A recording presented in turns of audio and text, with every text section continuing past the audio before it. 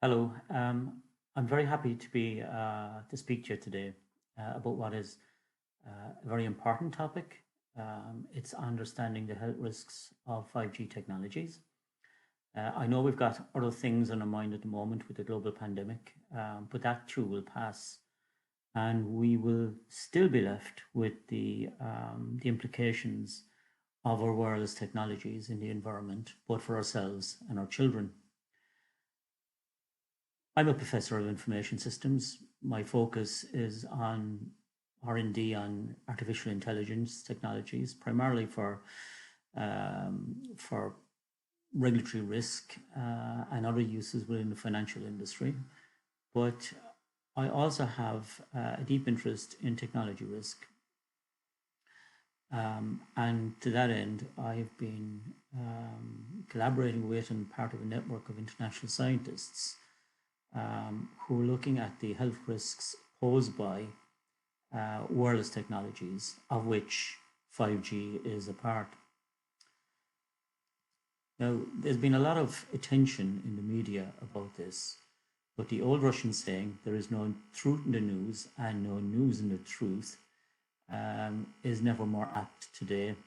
You look at the reporting on conspiracy theories around 5G, health scares, and so on. The health issues are real, they're not scares. It is unfortunate that journalists today, whether they're technology journalists and even science journalists, aren't educated adequately either in the philosophy of science or the scientific method. Because if they were, they wouldn't be reporting, for example, as The Guardian has been, and in particular, its more recent piece just this month on 5G confirmed safe by radiation watchdog. If anybody took the trouble to dig into the activities of this so-called watchdog, big question marks would be raised over the safety not only of 5G, but also of 2G, 3G, 4G, and Wi-Fi. Because there are, as we'll see, thousands of studies which give lie to the claim that these technologies are safe. And the truth is, and these are just three papers, one just published this year, the second published last year, and the third is actually a study commissioned by Deutsche Telekom. Now, these studies are unequivocal. The first two, at least, the toxicology letter study and the study in the International Journal of Hygiene and Environmental Health, and they come from respected scientists and medical practitioners. And their findings are unequivocal, and the findings are based on reviews, in one case, of thousands of studies from the gold standard database of scientific publications in medicine. And the industry study, which you see here, is one that has been conducted on the extremely high frequencies that are planned to be used in 5G and 6G and beyond. And these are millimeter wave frequencies. And it is interesting that this study highlights that there are only two scientific peer-reviewed studies on the use of millimeter wave technology that is going to be deployed in the UK in the near future. Two studies, and both those studies find negative biological effects. Now, that is surprising and it's worrying. So what we've got is we've got a hidden truth here. I'm using the iceberg analogy simply because what we're getting is the 20% of the entire story. And governments, regulators, the industry, well, it's the industry who are driving this primarily. And this organization called the International Commission on Non-Ionizing Radiation Protection, ICNIRP, we shall call it, is based in Munich, is in an international closed shop of scientists. You can only gain entry to this group of 15 scientists if you're of a like mind. And as we'll see, they are heavily compromised because they've got links with industry. The incoming chair of our ICNIRP, you would think that he would be an epidemiologist or somebody that would understand from a professional capacity the health effects of non-ionizing radiation, but he is actually a professor of psychology in Australia. So, there are significant issues here and questions that need to be raised about this group. And as I'll demonstrate, they are trusted by the UK government, by Public Health in England, and just about every other government as being the golden source of scientific information about the health risks, and they're anything but. In fact, they are only a minority view, because the majority of scientists and the majority of research findings find non-thermal risks. And what I mean by that is that the safety guidelines that were referenced in The Guardian earlier on find only and protect against only thermal or heating effects, much like you would have in your microwave. They totally ignore the existence of non-thermal effects. And we'll see what those are in a minute. So let's look at one of the major risks here. And it certainly isn't one of the most long identified. In 1976, the US Naval Medical Research Institute identified non-thermal effects that range from depression to neurodegenerative diseases and so on in 3,700 studies. This was 1976, and this was the US government, and this was the US Navy. However, since then, radio frequency radiation of the type used in 5G has been identified by the World Health Organizations as a possible carcinogen. It is also, and we know this for a long time, toxinogenic. And you would think that this would be of interest to governments and the industry, but not a single peer-reviewed scientific study has been carried out on the health risks associated with 5G. However, there are thousands of peer-reviewed studies that identify the health risks from 2 to 4G and Wi-Fi technologies. So what are the non-thermal effects? Now, if you look at the right-hand side of the screen, they're listed here.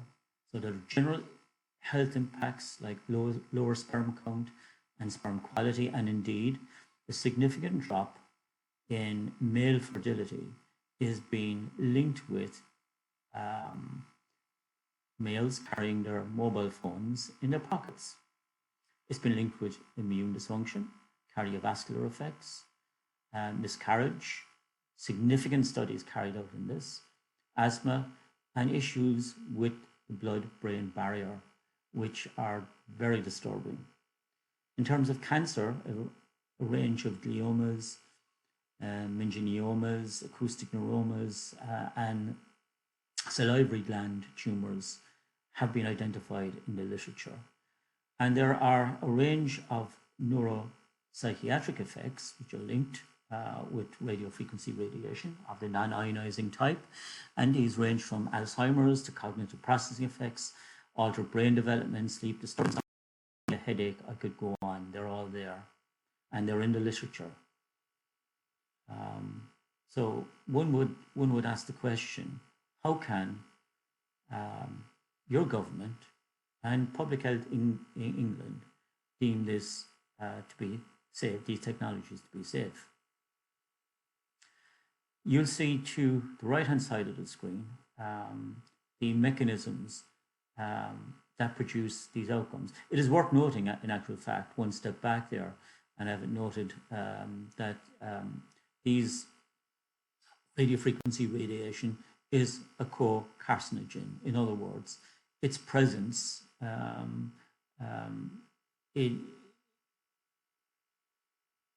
with other carcinogens increases their efficacy. In other words, it doesn't make recovery from cancer any better. In actual fact, it affects one's ability to recover from cancers, and it increases the likelihood that one will get cancer if one is disposed to cancers. So I'll return to the mechanisms in a later slide. So I made mention of the scientific consensus on the health risks. Now, one of the most important studies that have been carried out, and it was a 10-year study. It was anything up to $30 million. It was called for by the Food and Drug Administration in 1999. It was late in its execution. It was carried out by the US National Institute of Environmental Health Sciences National Toxicology Program, which is part of the US Department of Health. And they found clear evidence that radiofrequency radiation is carcinogenic. And here's a quote on the review of research in relation to 5G technology. And the NTP feels that the available findings seem sufficient to demonstrate the existence of biomedical effects to invoke the precautionary principle, to define exposed subjects as potentially vulnerable, and to revise existing limits. So, and what we're being exposed to here, by the way, and the health risks kick in at levels that are at least 100 times lower than the Public Health England and IRCNIRP safety guidelines. And indeed, the European Academy for Environmental Medicine, EMF guidelines, indicates non-thermal safety levels of between 1 million and 100 million times less than Public Health England and IRCNIRP guidelines. In terms of its carcinogenic properties, non-ionizing radiation of the type that is 5G is a class 2B carcinogen. And it was classified thus in 2011. However, you can see there have been many studies conducted which demonstrate that it causes or is linked with a range of various cancers. Indeed, a study conducted in the UK indicated that brain cancer in the UK, particular type of gliomas, they're a very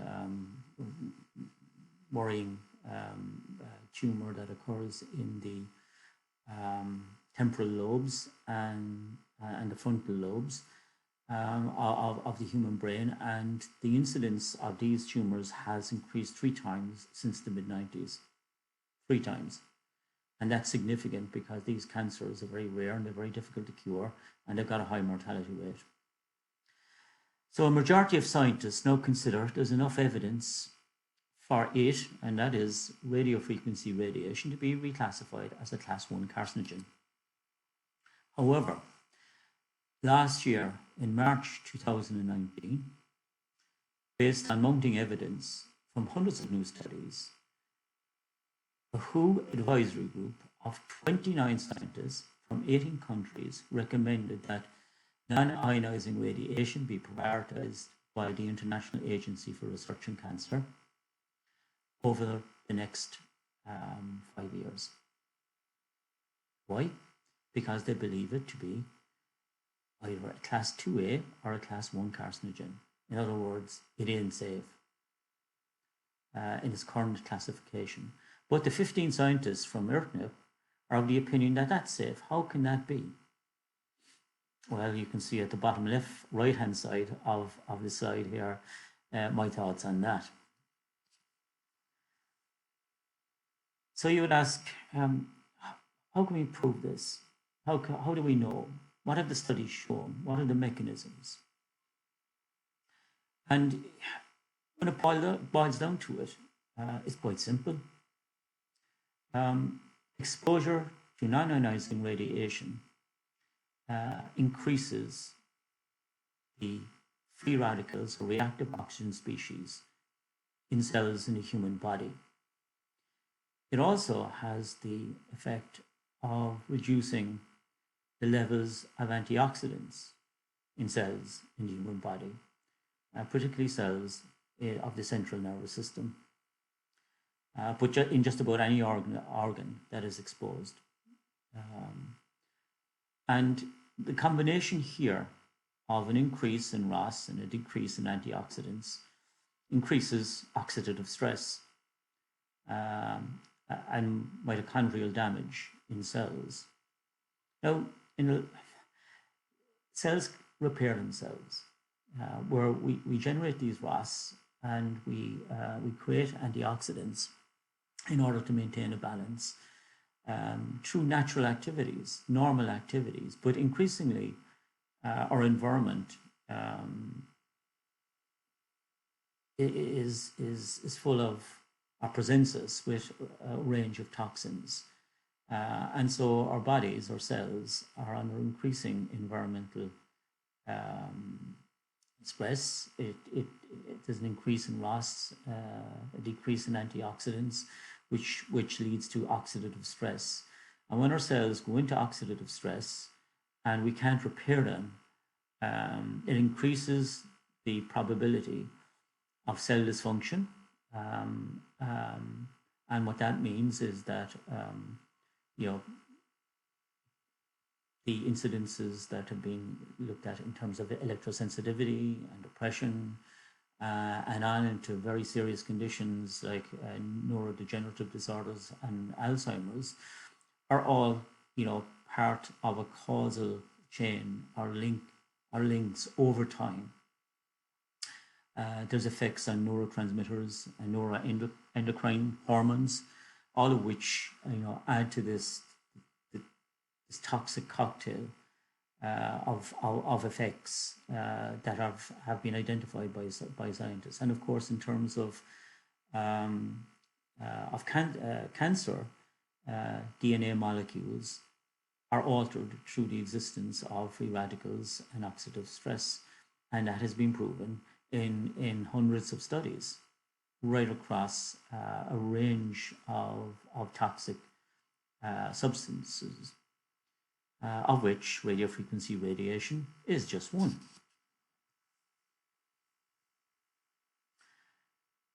Now my studies in risk, there's one thing: frequency and duration of exposure to environmental toxins over time increases the risk of biological effects and health ill effects. Remember, our body can repair itself.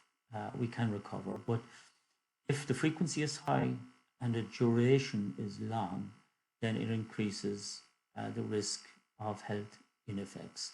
And when you think about it, and here's the problem with 5G, radio frequency radiation is really ubiquitous today. We get it from our mobile phones, our smartphones, our Wi-Fi devices, our routers in our home, routers in the workplace, access points, and a web of antennae across the built environment. And the devices nearest exposes to what's known as near field exposure. And the antennae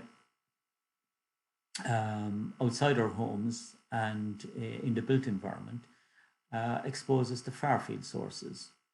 And I mentioned earlier on the National Toxicology Program study, which looked at near-field exposure to rats, but there is another study at the same time, no less intensive and no less controversial, but no less clear in its findings, in that far-field radiation induces the same health ill effects as near-field radiation.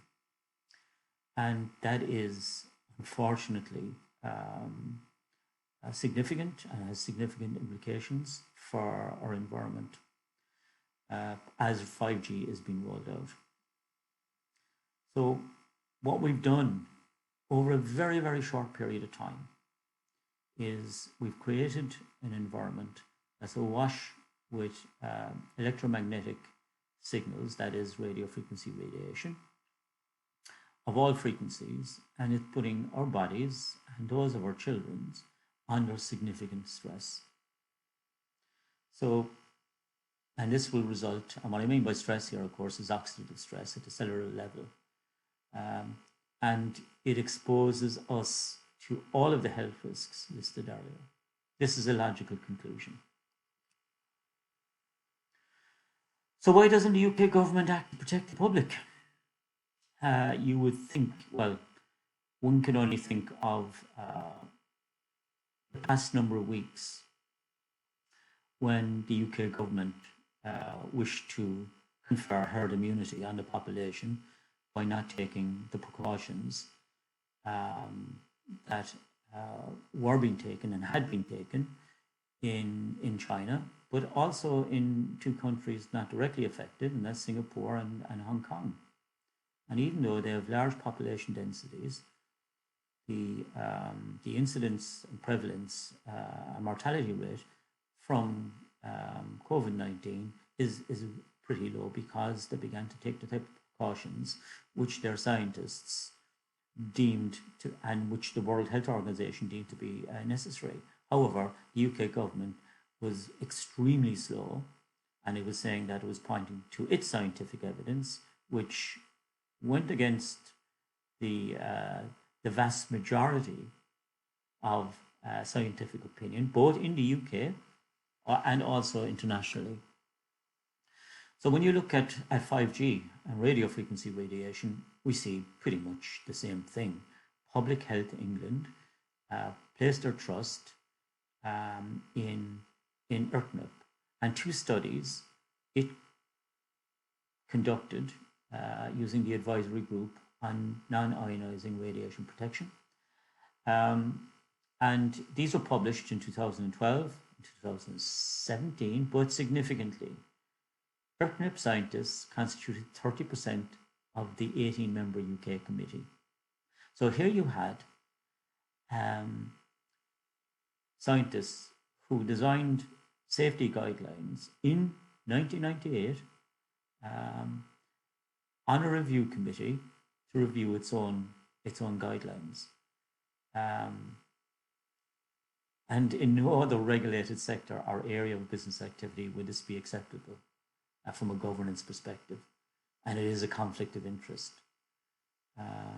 And so Agnir's findings still influence Public Health England's thinking on this matter. And as you saw earlier, Arqiva also published its most recent guidelines, to include 5G, by the way, just this year.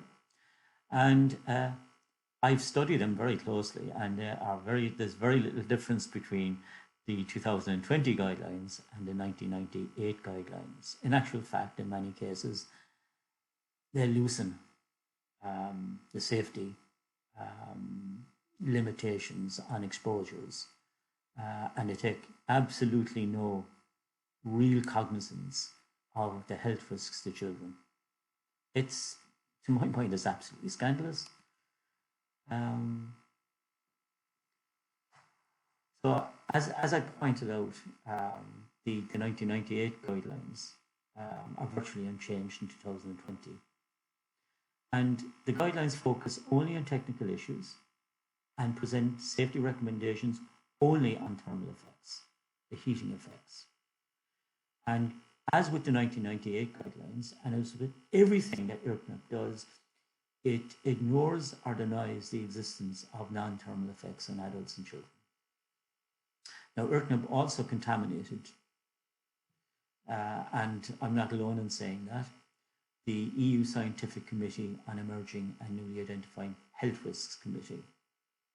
In actual fact, both now are effectively industry captured organizations. They're using the same tried and tested approach to discounting, dismissing, and excluding peer-reviewed scientific evidence on pretty arbitrary grounds.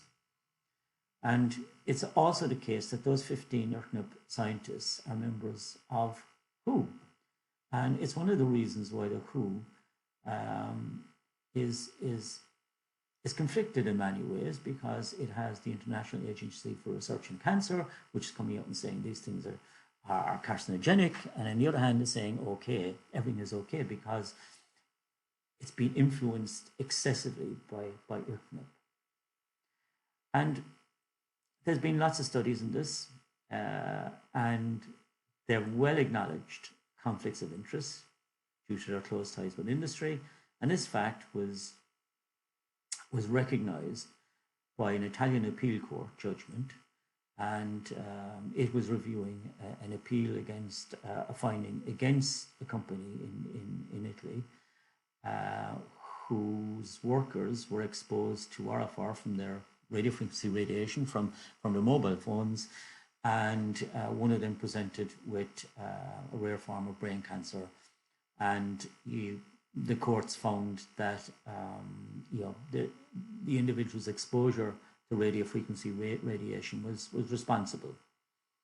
Now, the appeal court ruled that the research reviews, and this includes the 1998 guidelines and everything associated with it, and its current guidelines, you could almost say, that these research reviews carried out by IRCNIP were biased and could not be trusted in determining whether there was a causal link between wireless cell phone use and brain cancer.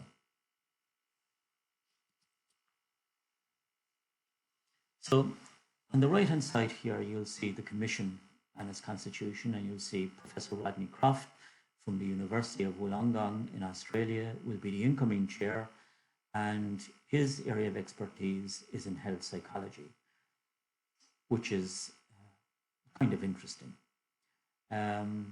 So if you take the majority view and the minority view, so you have over 250 scientists globally, quite apart from those scientists in the advisory group to the WHO,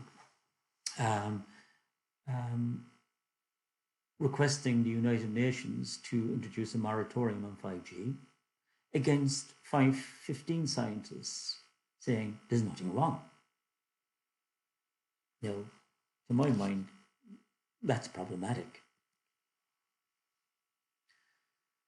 So when you look at recent epidemiological research, and I had reason to write a critique in the last number of weeks on a recent report by the US Food and Drug Administration. It was a research review, an anonymous research review written by a US government agency. None of its researchers saw fit to put their names to the report, and it was claiming that there was that the epidemiological research, and again it used pretty much the same techniques as the IRCNIP community in discounting hundreds of studies in order to focus on those which supported its central thesis, which was that there was little or no health ill effects, and there was a big question mark over existing research. In other words, it was placing great doubt. But it did not include 13 studies which have been published over the last 2 years, which do find significant links between radio frequency, radiation exposure from cell phones and wireless, and the incidence of various cancers. Now, you take the first bullet point here, and this comes from 2 US economists, and it was only published last year. And they looked over, 25 years of mobile phone subscriptions um, across 25 countries. I was at 20 years in 25 countries, apologies. But in any case, they found a positive and statistically significant link between the death rates from brain cancer and exposure to mobile phone radiation through, and they were using mobile phone contracts as a means of, as an analog for exposure. And their control cases, they looked at other types of cancers and their increase, and they found that there was in their mind, that there was a significant link between mobile phone use and exposure to radio frequency radiation and brain cancer 15 to 20 years later. And that's not alone. You see, I made mention here of the US Center for Disease Control finding that non-Hodgkin's lymphomas, CNS tumors, including brain cancers and various other cancers, have increased recently among adolescent Americans. Now, what's the causal factor here? What's the common thing here? The Lancet Neurology reports CNS cancer is responsible for a substantial morbidity and mortality worldwide, and the incidence has increased between 1990 and 2016. There's scientific evidence that RFR from cell phones is increasing or triggering brain cancer in young women who carry the devices on or near their breasts. So there is significant evidence out there that there is an environmental toxin, which we're all being exposed to, which is increasing cancer rates, particularly cancers of the central nervous system globally. Now, why is that? What are we being exposed to? And the only common thing, since we've been cleaning up the environment over the last 20 odd years significantly, is exposure to radio frequency radiation.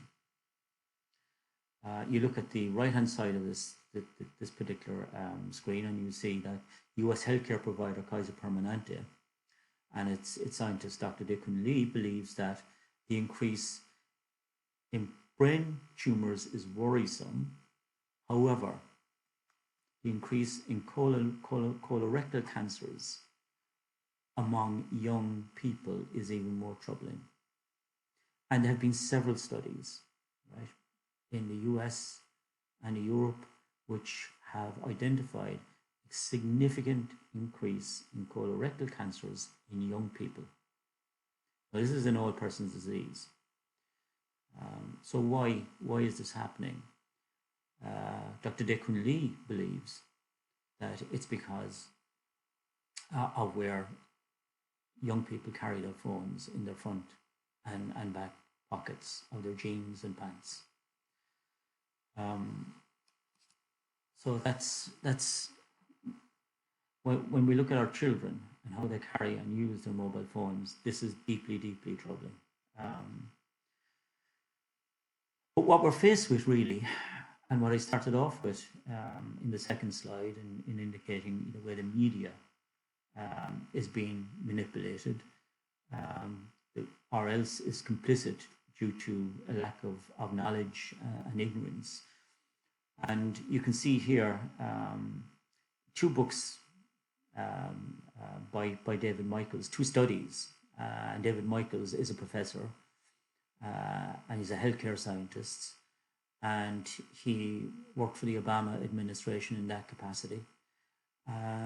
And he's been studying how industry, right across various sectors, are burying the scientific reality in terms of scientific studies and the effects of a variety of environmental toxins on human beings. And those of you who've were able to go to the cinema in recent times might have seen the movie Dark Waters about the activities of DuPont. And other researchers and scientists have been doing likewise, like your own Ben Goldacre I read Bad Science years ago. It influenced my thinking greatly. And it demonstrated how pharmaceutical companies distort the results and hide and even falsify the results of scientific studies on their drugs in order to get them on the market. And so that there is absolute no duty of care by industry in any sector to the populace. And the telecom industry is exactly the same, and it's no different. So why you need to act? Governments and policymakers are, to my mind, being clearly misled by ARPANET, which has been influenced by the industry, or else they're turning a blind eye for economic reasons related to national and digital transformation strategies. Now, we have no more clear current evidence of what governments are capable of doing than the declaration by Donald Trump that he wants to open up or reopen the US economy in 2 weeks' time, irrespective of the fact that the scientific opinion globally is that it will take months before we're able to do that, and the US in particular is able to do that. So economic concerns trump public health concerns. And the US press and media are complicit in this because of their tendency to sensationalize public concerns on one hand, focus on conspiracy theories which have no ground whatsoever, and because of the rise of false news and Facebook, they're failing to conduct proper investigative journalism. That's a simple fact of the matter. And journalists also fail to question the credentials, competencies, and possible conflicts of interest of selected experts whom they quote. I recently won a case against the Irish Times that I took against them to the Press Ombudsman, which is a statutory body in Ireland to protect the public from falsehoods and inaccuracies being published in the press. And it was in relation to an article by William J. Broad that was first published in the New York Times, and he would be a Pulitzer Prize winning journalist, but he had published falsehoods and inaccuracies about the health ill effects of 5G. And he's not alone in that. And I have an upcoming case, unless they publish a rebuttal against a major British newspaper in this also. So inaccurate and false news and reporting in almost all media. And the BBC is particularly bad here. The Guardian, in fairness, has one or two articles, but it in recent times it's been consistently one-sided in reporting the minority view against the overwhelming body of scientific opinion. And for the life of me, I can't understand why it's been doing that. So all of this is serious. When you're at home, self-isolating, in quarantine, or in, social distancing over the coming weeks and months, you need to think about this hard. To be sure, our devices will help us keep connected over the coming weeks and months, help connect us with our grandchildren, wherever they may be, and our children. But we must also realize that there's no free lunch when it comes to anything we do in life. There's no free lunch where technology is concerned. So I'll leave you with those thoughts. Thank you very much.